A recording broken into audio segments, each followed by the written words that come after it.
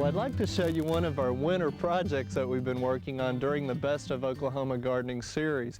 And this particular one is one that we really like to do during the off-season, especially when the trees are deciduous. And what I'm talking about is putting on fresh mulch in our perennial beds.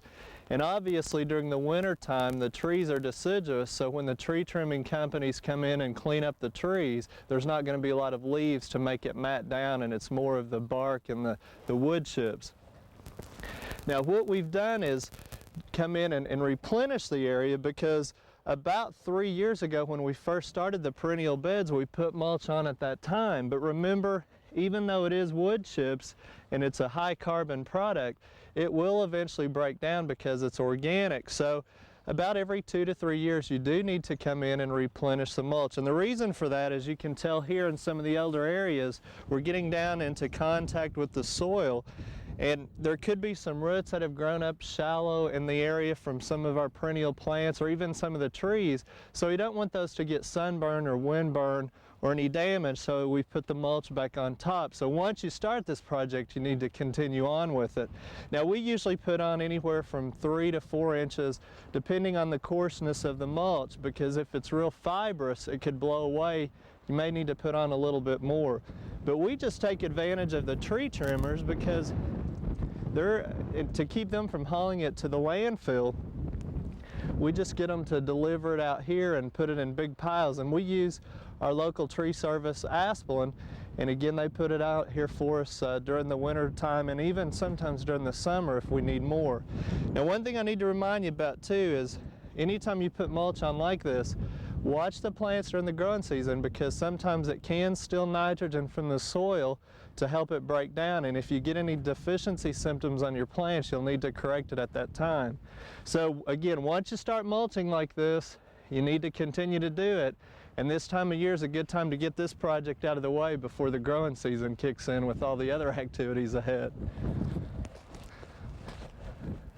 Well, most times in our garden when we don't have anything planted, which is often referred to as fallow times, we usually put in a green manure or a cover crop. And remember, that's just a crop planted that adds organic matter to the soil. Well, this winter we chose not to do that. Instead, we're adding some of that black gold, as it's often called, to the soil. And what we're trying to do is just help improve the pliability more than anything. And this is some of the composted cow manure that's available here on OSU campus through some of the research with the cattle.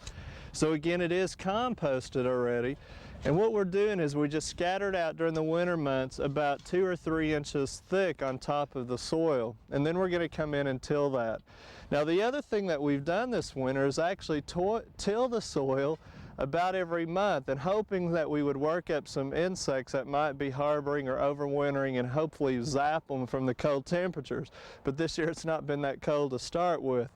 Now let me caution a little bit. Anytime you add organic matter like this, think about the source. This has been composted, and we know the cattle have been fed grain and straw, so we don't think we'll get any weed seeds.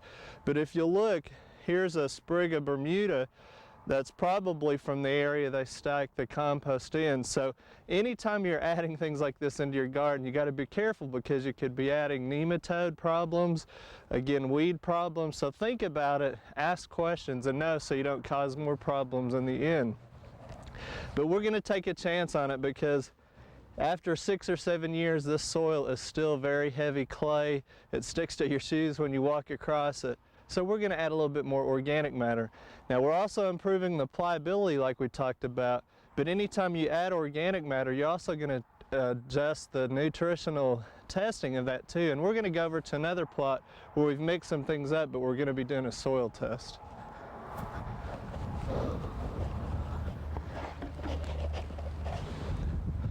Well, for those of you who weren't with us last year, where I'm at now is what we referred to as our instant garden. And basically what we did about April of last year was put in a vegetable garden in less than a 2-hour period right in the middle of a Bermuda lawn. And what we're doing now is going to test the soil, because during that installation process we didn't have a soil test, so we just put in fertilizer and some organic matter. And obviously now over the months that has probably changed, so officially now we're going to do that soil test. Now one thing that I found out during one of our viewer surveys last year is that only 36% of the participants had ever done a soil test, and that really concerns me because it's such an efficient way of knowing exactly what you need so you're not wasting any money. Now, as a reminder, the appropriate way to do a soil test is to go randomly throughout your area. Designate the area. This is about 1,000 square feet, 100 square feet, and what we did is we've taken samples probably from 10 or 11 different places just using a trowel about 6 inches deep, and then we're going to mix all of that together. Now you want to put it in a good clean bucket. This one is definitely in good shape. This bucket we use to mix fertilizer in, and it could actually change the results on you just because of any fertilizer you might scratch off. Once you do that, you put it in a soil test bag from your county extension office, about a pint full. Now, one reason that people may not be taking a soil test is because it's not convenient. Well, those of you in the Oklahoma City area now will find the soil testing kit at your garden centers, so pick those up. They're about $10 to actually do the test, and I promise you it will really help you get your gardening season off to a good start.